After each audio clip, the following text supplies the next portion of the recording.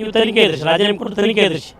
ನೀವಿಂದ ಯಡಿಯೂರಪ್ಪ ಮುಖ್ಯಮಂತ್ರಿ ಇರ್ತಕ್ಕಂಥ ಸಂದರ್ಭದಲ್ಲಿ ಇದೇ ತಾನೇ ಮಾತು ಹೇಳಿದ್ದೀನಿ. ನೀವು ನಾವೇ ನಿಮ್ಮ ಸರ್ಕಾರ ಕೆಡವಕ್ಕೆ ಹೊರಟಿಲ್ಲ, ನಿಮ್ಮ ರಾಜೀನಾಮೆ ಮಾತ್ರ ನಾವು ಕೇಳ್ತಾ ಇದ್ದೀವಿ. ಸರ್, ಇವತ್ತು ಪ್ರತಿಭಟನೆಯನ್ನು ಮಾಡ್ತಾ ಇದ್ದೀರಾ. ಹಾಗೆ ಸಿದ್ದರಾಮಯ್ಯನವರು ನಾನು ರಾಜೀನಾಮೆ ಕೊಡಲ್ಲ ಅಂತ ಹಾಗೆ ಬಂಡತನವನ್ನು ಹಾಗೆ ಮುಂದುವರಿಸ್ತಾ ಇದ್ದಾರೆ. ಇವತ್ತು ಕಾನೂನು ಮೇಲೆ ನಮಗೆ ವಿಶ್ವಾಸ ಇದೆ ಅಂತಕ್ಕಂಥ ಮಾತನ್ನು ಮಾನ್ಯ ಮುಖ್ಯಮಂತ್ರಿ ಹೇಳ್ತಾ ಇದ್ದಾರೆ. ಮತ್ತು ನಾವು ಸಂವಿಧಾನ ರಕ್ಷಣೆ ಮಾಡ್ತೀವಿ ಅಂತ ಒಂದು ಕಡೆ ಹೇಳ್ತಾ ಇದ್ದಾರೆ.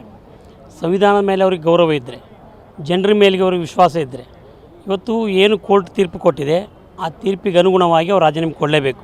ಬಂಡತನಕ್ಕೆ ಬಿದ್ದರೆ ಬೇರೆ ರೀತಿ ಒಳಗಡೆ ನಾವು ಪ್ರತಿಭಟನೆಯನ್ನು ಕೂಡ ಮಾಡ್ತೀವಿ, ಅದೇನು ಪ್ರಶ್ನೆ ಇಲ್ಲ.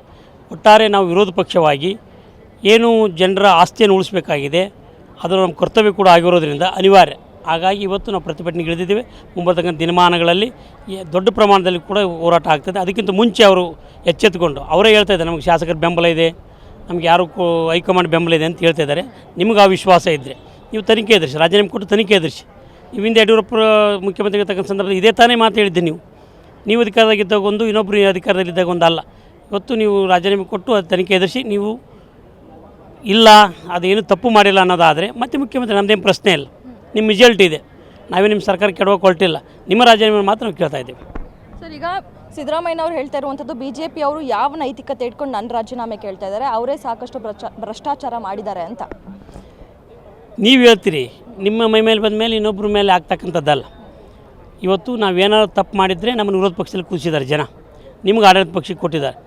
ನೀವೇನು ಹೇಳಿ ಬಂದಿದ್ದೀರಿ, ಯಾವುದೇ ನಾವು ತಪ್ಪು ಮಾಡೋದಿಲ್ಲ, ಯಾವುದೇ ಭ್ರಷ್ಟಾಚಾರ ಮಟ್ಟ ಆಗ್ತೀವಿ ಅಂತಾನೆ ಹೇಳಿ ಬಂದಿದ್ದು. ನೀವು ಗ್ಯಾರಂಟಿಗಳನ್ನು ಕೊಟ್ಟ ತಾನೇ ನೀವು ಬಂದಿರೋದು.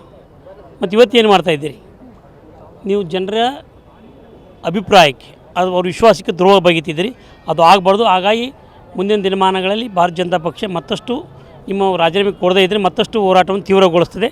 ಯಾವುದೇ ಪರಿಸ್ಥಿತಿ ಒಳಗೆ ನಿಮ್ಮ ರಾಜೀನಾಮೆ ಪಡೆಯೋದಕ್ಕೆ ಏನು ಮಾಡಬೇಕು ಅದು ನಾವು ಮಾಡ್ತೇವೆ. ಪರಿಸ್ಥಿತಿ ಸರ್, ಈಗ ಸಿದ್ದರಾಮಯ್ಯನವರು ಅಂದರೆ ಇದೆಲ್ಲ ರಾಜಕೀಯ ಷಡ್ಯಂತ್ರ, ನಾನು ಇದಕ್ಕೆಲ್ಲ ಬಗ್ಗಲ್ಲ ಅಂತ ಹೇಳ್ತಾ ಇದ್ದಾರೆ. ಅದು ಸಹಜ, ಎಲ್ಲರೂ ಹೇಳ್ತಕ್ಕಂಥದ್ದೇ. ಅದು ನೀವು ಬಗ್ಗಲ್ಲ, ಕುಗ್ಗಲ್ಲ, ಷಡ್ಯಂತ್ರ ಇವೆಲ್ಲ ನೀವು ರಾಜಕೀಯ ಮಾತುಗಳು ಬಿಟ್ಟು ನಿಮ್ಮ ಆತ್ಮಸಾಕ್ಷಿಗೆ ಅನುಗುಣವಾಗಿ ನೀವು ಕೆಲಸ ಮಾಡಿ, ನಾವು ಕೇಳ್ತಕ್ಕಂಥ ಅಷ್ಟೇ. ಸರ್, ಈಗ BJP ನಾಯಕರೆಲ್ಲರೂ ಕೂಡ ಪ್ರತಿಭಟನೆ ಮಾಡ್ತಾ ಇದ್ದೀರಾ. ಆದರೆ ಈ ಒಂದು ಪ್ರತಿಭಟನೆಯಲ್ಲೂ ಕೂಡ BJPಯ ಭಿನ್ನಮತ ಕಾಣ್ತಾ ಇದೆ, ಬಂಡಾಯ ಕಾಣ್ತಾ ಇದೆ ಅನ್ನುವಂಥದ್ದು. ಯಾಕೆ ರಮೇಶ್ ಜಾರಕಿಹೊಳಿ ಅವರಿಲ್ಲ, ಯತ್ನಾಳ್ ಅವರು ಕೂಡ ಇಲ್ಲ, ಇದ್ರ ಬಗ್ಗೆ ಏನು ಹೇಳ್ತೀರಾ? ನೋಡಿಯಮ್ಮ, ಪಕ್ಷ ಅಂದಮೇಲೆ ದೊಡ್ಡ ಪಕ್ಷ ಇರ್ತಕ್ಕಂಥ ಸಹಜ. ಅವರು ಕೂಡ ಪಕ್ಷಕ್ಕೆ ಪೂರಕವಾಗಿರ್ತಕ್ಕಂಥ ಹೋರಾಟವನ್ನೇ ಮಾಡ್ತಾಯಿದ್ದಾರೆ, ಅದೇನು ಪ್ರಶ್ನೆ ಇಲ್ಲ. ಮತ್ತು BJP ವಿರುದ್ಧ ಎಲ್ಲ ಮಾಡ್ತಾ ಇದ್ದದ್ದು. ಸ್ವಲ್ಪ ಏನೋ ಅಭಿಪ್ರಾಯ ಭಿನ್ನಾಭಿಪ್ರಾಯ ಇರ್ಬೋದು, ಎಲ್ಲವೂ ಕೂಡ ಸರಿದೂಗಿಸ್ಕೊಂಡು ಹೋಗ್ತಕ್ಕಂಥ ಕೆಲಸ ಭಾರತೀಯ ಜನತಾ ಪಕ್ಷ ಮಾಡ್ತದೆ. ಒಟ್ಟಾರೆ ನಮ್ಮೆಲ್ಲರ ಹೋರಾಟ ಒಂದೇ, ಕಳಂಕ ಒತ್ತಿರ್ತಕ್ಕಂಥ ಮುಖ್ಯಮಂತ್ರಿಗಳು ಮನೆಗೆ ಹೋಗಬೇಕು ಅಂತಕ್ಕಂಥದ್ದು.